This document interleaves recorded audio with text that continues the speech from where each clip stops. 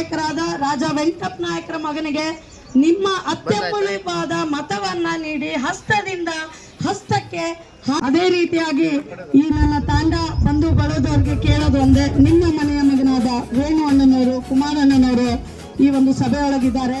ಮೋಸದ ಪಕ್ಷ, ವಂಚನೆಯ ಪಕ್ಷ, ಜನರ ಮೀಸಲಾತಿ ಹೊಡೆಯುವ ಪಕ್ಷ ಯಾವ್ದಾದ್ರು ಇದ್ರೆ ಅದುವೇ ಬಿಜೆಪಿ ಪಕ್ಷ.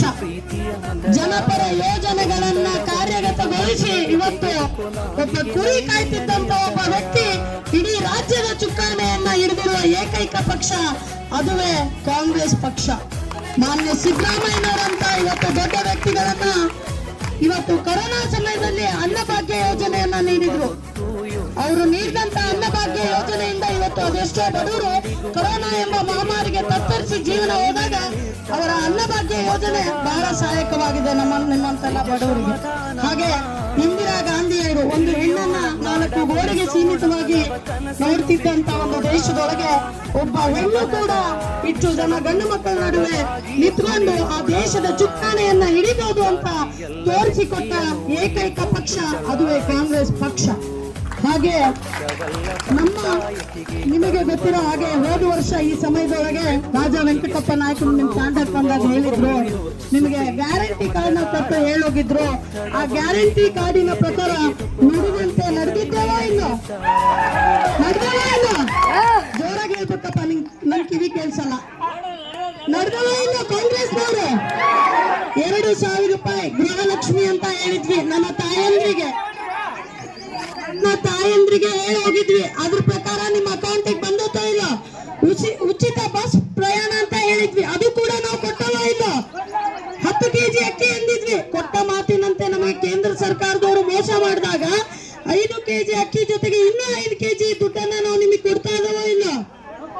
ಮುಂದಿನ ದಿನಮಾನದಲ್ಲಿ ನಮ್ಮ ಸರ್ಕಾರ ಕೇಂದ್ರದೊಳಗೆ ಬರುತ್ತೆ.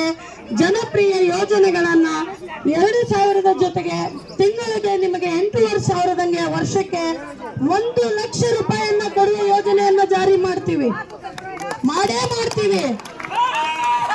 ಅದೇ ರೀತಿಯಾಗಿ ಈ ದೇಶದ ಬೆನ್ನೆಲುಬು ರೈತ ಮತ್ತು ಕಾರ್ಮಿಕ, ಆ ಕಾರ್ಮಿಕ ಮತ್ತು ರೈತರ ಸಾಲ ಮನ್ನಾ ಮಾಡಲು ಅನೇಕ ರೀತಿಯಾದ ಯೋಜನೆಗಳನ್ನ ಜಾರಿಗೆ ಮಾಡ್ತೀವಿ.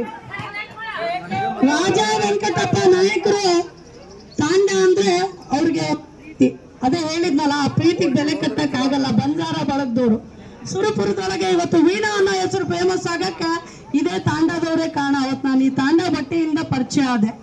ಅದೇ ರೀತಿಯಾಗಿ ಈ ನನ್ನ ತಾಂಡ ಬಂಧು ಬಳದವ್ರಿಗೆ ಕೇಳೋದು ಒಂದೇ, ನಿಮ್ಮ ಮನೆಯ ಮಗನಾದ ವೇಣು ಅಣ್ಣನವರು, ಕುಮಾರಣ್ಣನವರು ಈ ಒಂದು ಸಭೆಯೊಳಗಿದ್ದಾರೆ. ತಂದೆಯನ್ನ ಕಳೆದುಕೊಂಡ ಮಗನಿಗೆ ಸಮಾಧಾನ ಹೇಳೋ ಬದಲು ಟೀಕೆ ಮಾಡ್ತಾರೆ. ಕಣ್ಣೀರು ಮೊಸಳೆ ಕಣ್ಣೀರು ಅಂತ ನಿಮ್ಮ ಮಾಜಿ ಶಾಸಕರಿಗೆ ನಿಮ್ಮ ಉತ್ತರ ಏನಾಗಿರ್ಬೇಕು ಅಂದ್ರೆ, ತಂದೆಯನ್ನ ಕಳೆದುಕೊಂಡ ಮಗನಿಗೆ ಗೊತ್ತು ತಂದೆ ಕಳ್ಕೊಂಡು ದುಃಖ. ಶಾಸಕರೇ, ನಿಮ್ಗೆ ಹೆಂಗ್ ಗೊತ್ತಾಗ್ಬೇಕು? ರಾಜಕೀಯ ದೃಷ್ಟಿಯಿಂದ ನೋಡೋ ನಿಮಗೆ ಬರೀ ರಾಜಕೀಯವಾಗಿ ಅಷ್ಟೇ ಕಾಣ ಕೊಡ್ತೀರಿ. ಬಟ್ ನಿಮ್ಮ ಎಲ್ಲರ ಅಚ್ಚುಮೆಚ್ಚಿನ ನಾಯಕರಾದ ರಾಜ ವೆಂಕಟಪ್ಪ ನಾಯಕರ ಮಗನಿಗೆ ನಿಮ್ಮ ಅತ್ಯಮೂಲ್ಯವಾದ ಮತವನ್ನ ನೀಡಿ ಹಸ್ತದಿಂದ ಹಸ್ತಕ್ಕೆ ಹಾರೈಸಿ, ಇಬ್ಬರು ಜೋಡೆತ್ತು ಅಂತಾನೆ ಕರಿಬಹುದು, ಒಂದೆತ್ತಿನಿಂದ ಉಳುಮೆ ಮಾಡಕ್ಕಾಗಲ್ಲ. MP ಮತ್ತು MLA ಇಬ್ರು ಆದರೆ ಆ ಜೋಡೆತ್ತನ್ನ ಮತ್ತೆ ನಿಮ್ಮ ಕ್ಷೇತ್ರಕ್ಕೆ ತರ್ಸ್ಕೊತೀರಲ್ಲ.